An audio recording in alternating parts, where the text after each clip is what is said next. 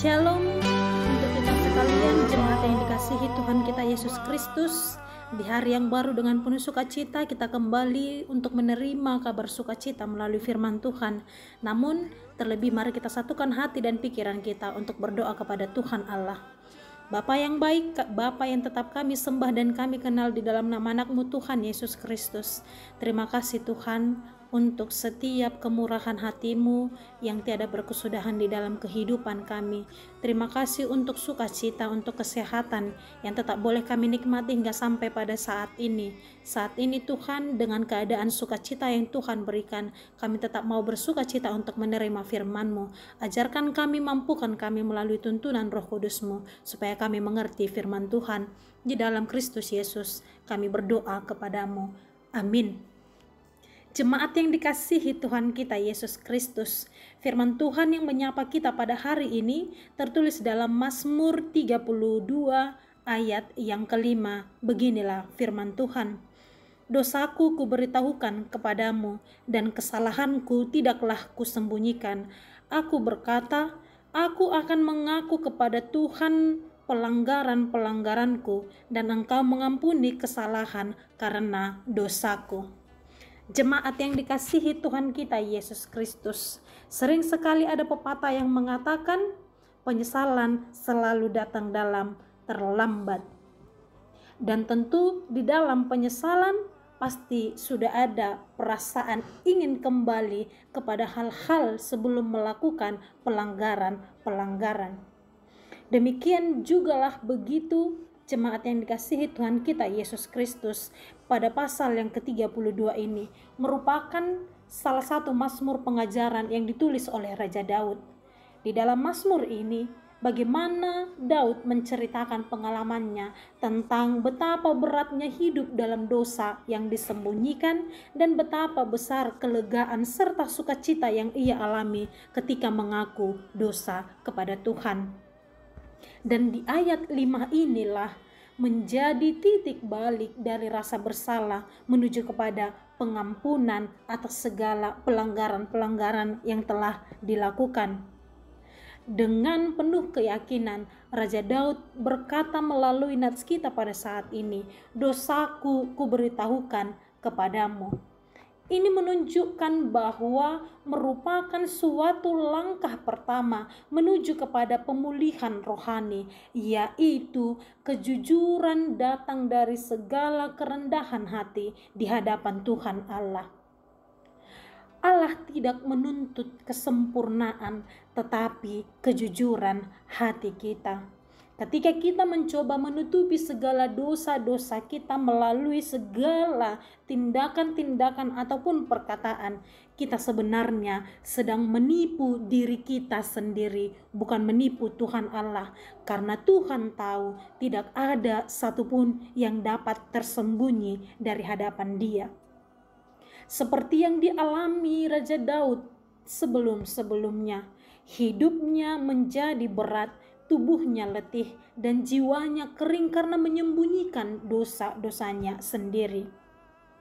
Jemaat yang dikasihi Tuhan kita Yesus Kristus, banyak orang saat ini hidup dengan topeng rohani, terlihat baik di luar, tetapi di dalam bergumul dengan penuh rasa bersalah. Tuhan tidak bisa memberkati hati yang ditutup hanya karena rasa bersalah dan dosa-dosa. Ia menunggu kita datang dengan kejujuran dan penyesalan yang sejati. Bagaimana Raja Daud sendiri memberikan pengakuan, aku akan mengaku kepada Tuhan pelanggaran-pelanggaranku, merupakan suatu wujud atau tindakan nyata, yaitu pertobatan yang sejati. Bukan hanya merasa bersalah, tetapi mengakui di hadapan Allah sebagai kerendahan hati. Bapak Ibu, ketika kita mengaku, kita membuka pintu bagi kasih karunia Allah untuk masuk di dalam diri kita. Pengakuan yang kita sampaikan bukanlah suatu kelemahan, tetapi jalan kita menuju kepada pemulihan. Di dalam kehidupan kita sehari-hari, mungkin kita menyesali atas dosa-dosa kita, tetapi kita enggan mengakuinya baik kepada Tuhan maupun kepada sesama yang telah kita lukai. Namun, kelepasan sejati hanya datang ketika kita berani berkata, "Ya Tuhan, aku bersalah, maka ampunilah aku." Jemaat yang dikasihi Tuhan kita Yesus Kristus, kalimat terakhir yang disampaikan Raja Daud merujuk pada suatu pengharapan penuh yang mengatakan, "Engkau mengampuni kesalahan karena dosaku."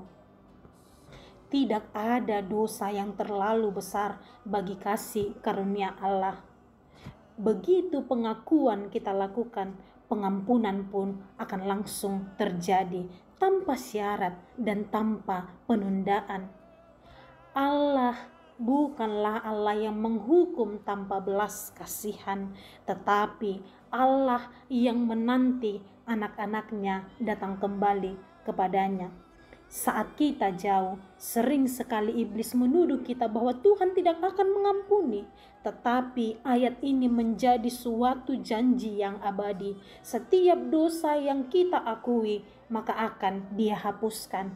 Maka dari itu, jemaat yang dikasihi Tuhan, jangan biarkan rasa bersalah menghancurkan damai sejahtera yang sudah Tuhan sediakan. Jemaat yang dikasihi Tuhan kita Yesus Kristus, bagaimana nats renungan kita pada saat ini mengingatkan bahwa pengampunan bukan hasil dari usaha kita manusia, tetapi pengampunan berasal dari anugerah Tuhan bagi yang mau datang mengakui segala kesalahan dan dosa-dosanya di hadapan Tuhan Allah. Pengakuan kita membuka jalan bagi pembaharuan di dalam kehidupan kita masing-masing. Saat kita datang kepada Tuhan dengan hati yang hancur, Tuhan Allah tidak menolak, tetapi Dia justru memulihkan hati kita. Mengaku dosa bukanlah suatu tanda kelemahan, tetapi langkah menuju kepada kekuatan yang sejati di dalam kasih Tuhan. Amin. Kita berdoa. Ya Allah Bapa yang Maha Pengasih, terima kasih untuk firman-Mu yang boleh kami dengar pada saat ini. Engkau mengajarkan kami bahwa di dalam setiap tingkah laku kami yang tidak seturut dengan kehendak-Mu, Engkau mau mengingatkan kami ketika kami mau mengakui segala kesalahan dan dosa-dosa kami di hadapan-Mu, maka Engkau juga yang akan memulihkan kami.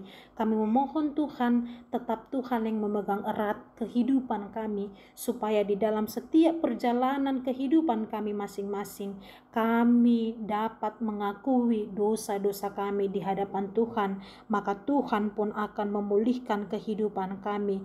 Dan kami memohon Tuhan, kiranya di dalam setiap perjalanan kehidupan kami, pengampunan yang daripada Engkau menuntun kami kepada kehidupan yang lebih baik seturut dengan kehendak-Mu. Sertai kami Tuhan di dalam satu hari ini, supaya setiap apapun yang kami lakukan melalui aktivitas kami berjalan sesuai dengan koridor yang Engkau tentukan.